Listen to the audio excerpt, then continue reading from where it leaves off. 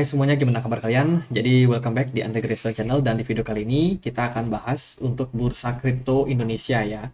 Ini di request oleh Abang Vladimiral Putin. Katanya minta dibahas soal bursa Indonesia, bursa kripto Indonesia mungkin maksudnya ya. Jadi baru bisa dibahas setelah 5 hari ke delay teman-teman. Kita akan coba untuk terangkan. Jadi pada tanggal 17 Juli 2023 akhirnya secara resmi ya Bursa Kripto Indonesia itu mendapat persetujuan dan sudah mulai beroperasi. Ditunjuklah PT Bursa Komoditi Nusantara sebagai penyelenggara bursa kripto di Indonesia ini, teman-teman. Jadi sebenarnya ini sudah kedelay cukup lama ya. Setahun lalu kita udah bahas kok soal bursa kripto juga, tapi baru di tahun ini di bulan Juli ini baru bisa terselenggara. Jadi dalam penyelenggaraan bursa kripto ini itu akan ditunjuk beberapa perusahaan lain sebagai pembantu. Yang pertama itu ada lembaga keliling berjangka yang tujuannya adalah sebagai penjaminan dan juga penyelesaian perdagangan pasar kripto. Yang ditunjuk adalah PT Keliling Berjangka Indonesia sebagai penyelenggara clearing. Nanti kita akan bahas seperti apa. Kemudian satu lagi itu akan ada dibantu juga ya sebagai pengelola tempat penyimpanan aset kripto, yaitu PT Tenet Depository Indonesia. Ini yang ditunjuk sebagai lembaga yang mengamankan aset kripto yang ada di Indonesia sendiri, dan semuanya sudah tertuang dalam peraturan Bapepti, teman-teman. Sah pada tanggal 20 Juli 2023. Jadi baru aja ya, pas video ini dibuat tanggal 27, teman-teman. Nah, di sini aku udah coba buat gambarannya, teman-teman. Mungkin teman-teman biar dapat bayangan ya. Jadi, ya di sini ada 5 pihak yang terlibat. Yang pertama adalah kita sebagai konsumen, sebagai apa namanya investor, sebagai trader ya, sebagai pelanggan, teman-teman. Yang kedua ada perdagangan fisik aset kripto yang teregulasi di Indonesia tentunya. Contohnya itu ada Toko Kripto, Indodax, Sipmex Indonesia, kemudian Nanovest, dan kawan-kawan. Masih banyak lah, itu ada sekitar 30 daftar nama kalau nggak salah sekarang yang sudah resmi, teman-teman. Di Indonesia yang sudah mendapatkan izin dari Bapepti. Itu pihak yang kedua. Pihak yang ketiga itu akan ada pengelolaan tempat penyimpanan atau depositorinya. Yang tadi yang ditunjuk adalah PT Depository Indonesia. Yang keempat, itu adalah lembaga keliling berjangka. Nah, lembaga keliling ini tugasnya adalah untuk mencatat dan juga melakukan penyelesaian setiap transaksi. Kemudian pihak yang kelima yaitu bursa berjangkanya, yaitu PT Bursa Komoditi Nusantara, yang akan menjadi penyelenggara daripada proses daripada berjalannya bursa kripto Indonesia ini. Nah, kita akan coba untuk bahas dia dari aliran dana ya. Ini contoh, teman-teman. Nah, misalkan nih kalian dalam posisi pelanggan ya, teman-teman. Kalian mau berinvestasi di cryptocurrency. Ya, kalian setorkanlah sekian dana. Misalkan kalian mulai melakukan pembelian aset kripto kalian. Kalian menunjuk salah satu exchange di sini, Toko Kripto, Indodax, Nanovest, dan kawan-kawan. Ini aku nggak bikin semua listnya karena terlalu penuh nanti layarnya, teman-teman. Jadi kita pakai dua perwakilan aja, Toko Kripto atau Indodax ya. Contohnya teman-teman pakai Indodax deh misalkan. Teman-teman gunakan Indodax untuk membeli yang namanya Bitcoin. Ya kan, kalian store dana kalian ke Indodax. Kemudian apa yang dilakukan oleh Indodax? Indodax akan menyimpan 30% dari dana kalian itu di storage mereka punya, entah itu di hot wallet atau di cold wallet milik Indodax sendiri. Ya, sementara 70% lagi itu akan langsung masuk ke storage dari cold wallet storage yang ada di PT Tenet Depository Indonesia. Jadi mayoritas dana kalian, misalkan kalian invest 10 juta, ya kan, 7 juta akan masuk ke pengelolaan tempat penyimpanan ini yang bernama Tenet Depository Indonesia. Dan 30% itu akan bertahan di Indodax sebagai likuidasi di sana ya, biar Indodax juga nggak kering, teman-teman. Nanti kalau ada yang withdraw biar nggak lama. Makanya mereka perlu simpan 30% aset tersebut. Jadi ada dua lembaga yang menyimpan aset kalian. Yang pertama itu dari exchange 30%, sementara dari pihak lain adalah PT Tenet Depository Indonesia yang menyimpan mayoritas, yaitu sebesar 70%. Nah, dana kalian yang sudah dilakukan transaksi itu akan langsung otomatis masuk ke step keempat, yaitu pencatatan. Di mana pencatatannya di lembaga keliling berjangka. Disinilah transaksi kalian akan dicatat di data ya, kalian punya aset berapa, itu semuanya akan ke data di lembaga keliling ini.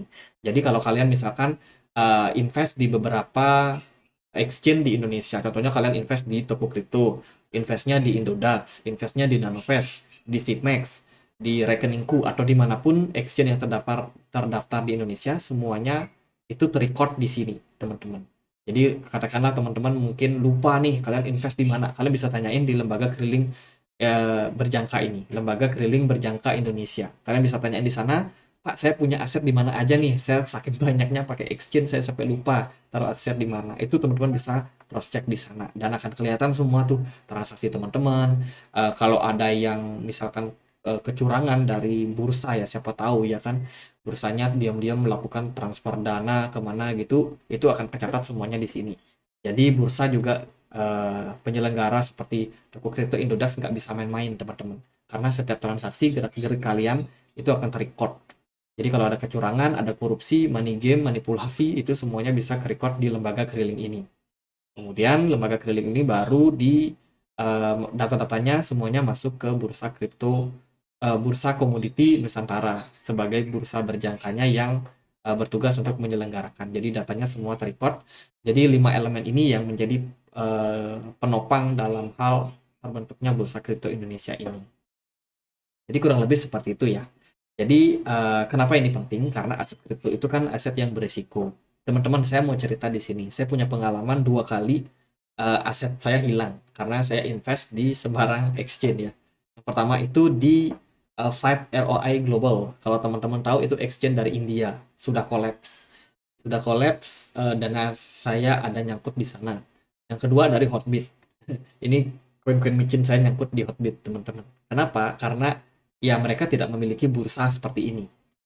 Ya, jadi aset investor itu semuanya nyangkut atau masuk di wallet yang dimiliki oleh exchange. Akibatnya ketika exchange collapse, ya semua aset itu tidak bisa dilikuidasi dengan gampang, teman-teman. Karena kita harus menghubungi CS-nya, menghubungi ini. Ya kalau bisa dihubungi, masalahnya kan nggak bisa. Ini bikin ya kerugian untuk investor. Maka dari itu terbentuknya Bursa Kripto Indonesia ini menurut saya menjadi sebuah solusi sebagai apa ya, penengah lah, penengah terhadap resiko sama peluang yang dihadirkan di dunia kripto. Jadi dengan adanya Bursa Kripto Indonesia ini kita bisa melacak aset kita di mana. Oh, aset kita ternyata ada banyak tersimpan di depositorinya ya, Tenet Depository Indonesia. Ya, katakanlah misalkan ini amit-amit ya, ini contoh ya. Misalkan toko kripto atau Indodax tiba-tiba kolaps. Kita nggak tahu pasti apa yang terjadi di dalamnya dan aset kita ada di mana. Aset kita sebagian besar ada di PT Tenet Indonesia. Jadi dialah yang memiliki ataupun menyimpan aset kita sebagian besarnya. Dan kita tinggal lapor aja ke keliling ini. Karena kan di keliling ini yang mencatat.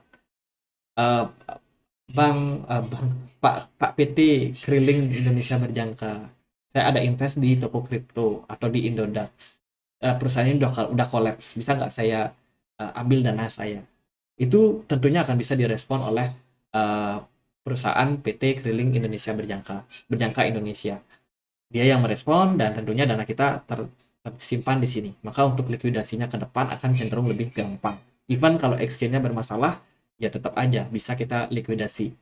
Kita nggak tahu secara pasti apakah semuanya bisa dilikuidasi atau enggak karena memang belum ada pernyataan resmi, tapi semoga ke depannya ini ada pernyataan resmi ya. Hopefully sih bisa 100% dikembalikan semua dana kita. Gitu, teman-teman. Jadi fungsi dari bursa kripto ini adalah tentunya untuk menjaga keamanan daripada para nasabah dari yang namanya kecurangan, kejahatan di dunia cryptocurrency. Nah, proses daripada apa namanya ya berjalannya bursa komoditi Nusantara ini atau bursa kripto Indonesia ini itu diawasi oleh 4 pengawas. Yang pertama adalah Badan Pengawas Perdagangan Berjangka Komoditi atau BAPEPTI. Yang kedua itu diawasi juga oleh OJK, Otoritas Jasa Keuangan. Yang ketiga diawasi oleh Bank Indonesia dan yang keempat adalah Kementerian Keuangan, Menteri Keuangan. Jadi ya itu teman-teman yang mengawasi terciptanya atau berjalannya yang namanya Bursa Kripto Indonesia.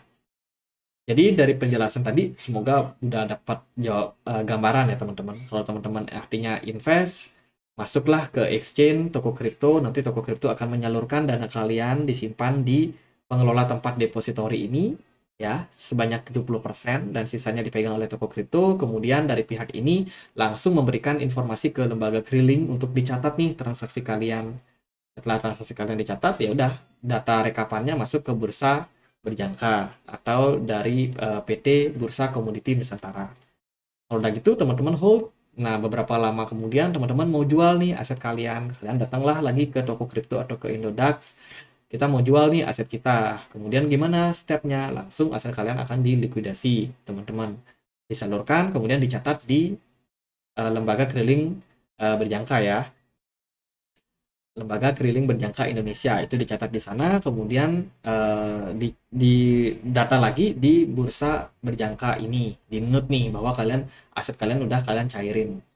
Begitu juga kalau kalian melakukan transfer dan lain sebagainya. Intinya ada 5 pihak yang bekerja di sini, teman-teman. Jadi gitu ya.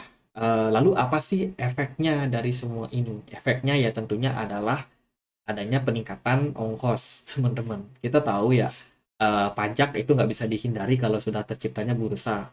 Ya, karena aset kita terdata sama negara, kita nggak bisa main sembunyi-sembunyi lagi, teman-teman.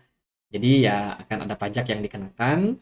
Jadi kalau kita lihat dari ketentuan peraturan pemerintahan ini, teman-teman. Jadi aset ataupun pajak yang dikenakan itu ada dua. Ada pajak PPN, ada juga pajak PPH. Nah, pajak PPN ini kalau kita melakukan transaksi baik jual ataupun beli, ya itu akan kena pajak yang namanya pajak PPN. Seberapa besarnya? Yaitu sebanyak 0,11 atau 0,11%. Ini untuk teman-teman yang melakukan perdagangan di exchange Indonesia. Itu kena 0,11% atau 0,11%. Kalau teman-teman melakukan transaksi di luar bursa Indonesia, contohnya yang tidak terdaftar itu di Binance, di Bybit, itu teman-teman dikenakan pajak lebih besar, yaitu 0,22%, teman-teman. Di mana diambil pajaknya ini? Kemungkinan sih bisa diambil dari transaksi P2P yang kalian lakukan. Ya, kedepannya mungkin P2P yang kalian pakai, kita kan bisa nih melakukan melakukan deposit ataupun withdrawal dengan fitur P2P yang ada di Binance, di Bybit. Ataupun teman-teman yang mungkin transfer ke exchange lokal itu akan tetap aja teman-teman kena charge, kena fee teman-teman 0,22%. Kalau pakai exchange luar yang tidak terdaftar Bapepti. Ya. Nah, ada juga pajak untuk PPh finalnya. Kalau teman-teman melakukan pembelian, teman-teman hanya kena PPN. Kalau teman-teman melakukan penjualan, kalian kena PPN sama kena PPh. Berapa banyak PPh-nya? Sebanyak 0,1% kalau pakai kripto yang terdaftar, kripto exchange yang terdaftar di Indonesia. Jadi totalnya kalau teman-teman melakukan transaksi penjualan itu akan kena 0,11% ditambah ini 0,1% ya. Jadi kisaran 0,22%, teman-teman. 0,22% kalau kalian melakukan penjualan. Jadi kalau kalian pembeliannya kena 0,11%. Kalau kalian melakukan penjualan kena 0,22%. Itu kalau pakai bursa kripto yang terdaftar di Indonesia. Kalau teman-teman pakai bursa kripto yang tidak terdaftar, teman-teman ketika pembelian, teman-teman dikenakan pajak 0,22%. Kemudian ketika penjualan, teman-teman juga kena pajak 0,2%. Jadi total pajak yang kalian bayarkan 0,42%.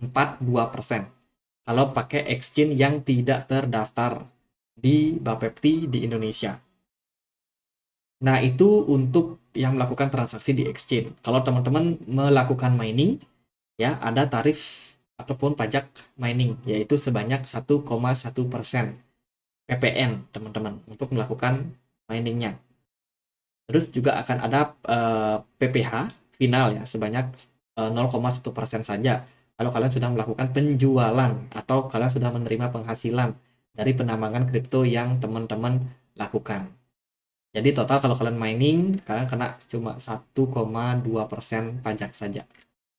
Ya, itu beberapa konsekuensi yang kita dapetin karena kita udah dapat fasilitas dari negara ya, yaitu jaminan dari keamanan yang namanya terbentuknya bursa kripto ini.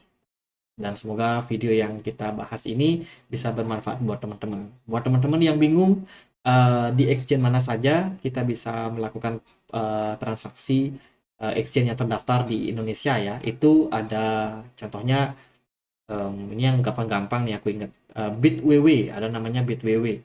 Ada yang namanya Nanovest, ada yang namanya Kripto Ajaib. Itu ajaib yang bikin sekuritas yang bisa jual saham itu juga punya kripto teman-teman, ataupun exchange kripto. Terus ada toko kripto, terus ada peluang, ada Indodax, dan masih banyak lagi, ada 30 daftar ya sepertinya di sini yang sudah terregulasi. Semoga makin lama makin banyak yang masuk juga teman-teman, sehingga ya makin makin rame, makin bagus ekosistem daripada bursa kripto Indonesia. Buat yang mau daftar beberapa exchange tadi, teman-teman bisa cek langsung di kolom deskripsi. Di sana ada beberapa nama exchange yang sudah terregulasi di Indonesia. Jadi gitu aja buat pembahasan kali ini. Semoga bisa bermanfaat. Dan akhir kata saya Andre, makasih.